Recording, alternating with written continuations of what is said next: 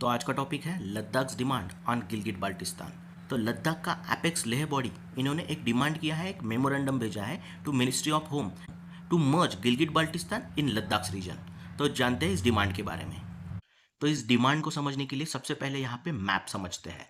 तो ये है जम्मू एंड कश्मीर का एरिया, ये है पाक ऑक्युपाइड कश्मीर जिसे इलीगली पाकिस्तान ने ऑक्युपाई करके रखा है।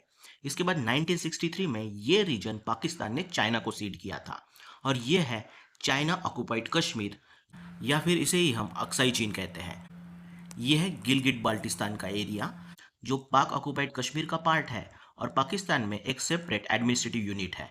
अब ये जो रिमेनिंग रीजन है ये है जम्मू एंड कश्मीर जो एक फुल फ्लेज स्टेट हुआ करता था। इसके बाद Jammu and Kashmir state reorganisation act 2019 में सेंटर ने जो जम्मू एंड कश्मीर का स्पेशल कॉन्स्टिट्यूशनल प्रोविजन था उसे अब्रोगेट कर दिया, दैट इज आर्टिकल 370। इसके बाद यहाँ पे दो यूनियन टेरिटरीज बनी, एक Jammu and Kashmir union territory और लद्दाख यूनियन टेरिटरी। बट यहाँ पे जम्मू एंड कश्मीर को एक लेजिस्लेटिव असेंबली दिया गया, वेयर एज लद्दाख को यूनियन टेरिटरी बनाया गया बट विदाउट असेंबली। और ये जो प्रोविजन है it is protested by Ladakh. तो लद्दाख को एक लेजिस्लेटिव असेंबली चाहिए था और उनका फुल फ्लेज स्टेट का डिमांड है। अब विद इन लद्दाख आप देखोगे तो दो एरियाज है, एक है लेह जो बुद्धिस्ट डोमिनेटेड है और दूसरा है Kargil that is dominated by Shia Muslim. अब विद इन लद्दाख कारगिल और लेह के लिए दो एडमिनिस्ट्रेटिव बॉडीज अलग है, जैसे Ladakh autonomous hill development council for Kargil and Ladakh autonomous hill development council for Leh. अब पावर ऑफ हिल काउंसिल काफ़ी लिमिटेड है, जैसे local administration including health, education, tourism, agriculture and rural development. तो पावर काफ़ी लिमिटेड है, तो ये उनका एक इशू है। उसके बाद और एक इशू है, यहाँ पे जो कारगिल है it is dominated by Shia Muslims, इसलिए उन्हें नेबरिंग जम्मू एंड कश्मीर में मर्ज होना है। तो ये भी उनका एक सेपरेट डिमांड है और ये डिमांड लेह का नहीं है। तो इस तरीके से दोनों रीजन के एस्पिरेशन डिफरेंट है। इसके बाद इवन आप देखोगे तो उनका कंबाइन एक इशू है that is called age representation.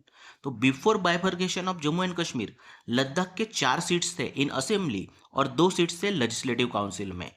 लेकिन आप प्रेजेंट में देखोगे तो लद्दाख का एक ही रिप्रेजेंटेटिव है लोकसभा में और राज्यसभा में कोई सीट नहीं है। तो ये भी एक एसोसिएटेड इशू है लद्दाख के साथ। प्रीवियस डिमांड ऑफ स्टेटहुड और जो अभी प्रेजेंट सिचुएशन है इसकी वजह से लद्दाख स्पेशल स्टेटस का डिमांड कर रहा है। Ladakh demanding special status under 6 schedule and article 371 of the constitution जो स्टेट को ऑटोनॉमी ग्रांट करता है and protection to certain tribals and backward region in the country. Presently 6 schedule ये सिर्फ 4 स्टेट के लिए अप्लीकेबल है, such as Assam, Meghalaya, Tripura and Mizoram. और 371 जो है इसमें 12 स्टेट को बेटर गवर्नेंस और पॉलिटिकल एडमिनिस्ट्रेशन के लिए स्पेशल प्रोविजन दिया गया है। तो ऐसा ही स्पेशल प्रोविजन का डिमांड है लद्दाख का। Special status would allow autonomous council to make laws on matter such as land, forest, agriculture, education, health and culture. तो स्पेशल स्टेटस मिलने के बाद यहाँ पे लोकल कल्चर और ट्राइबल का प्रोटेक्शन हो सकता है, ऐसा आइडिया है। अब देखते हैं यहाँ पे एक different demand that is territorial expansion of Ladakh and merger with Gilgit Baltistan.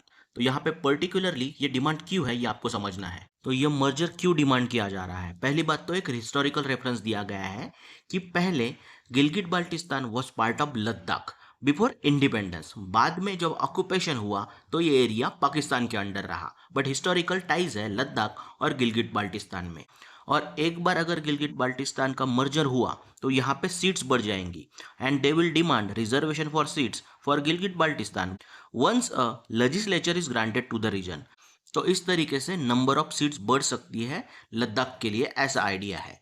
So that was overall demand of the Ladakh regarding merger of Gilgit Baltistan in Ladakh region.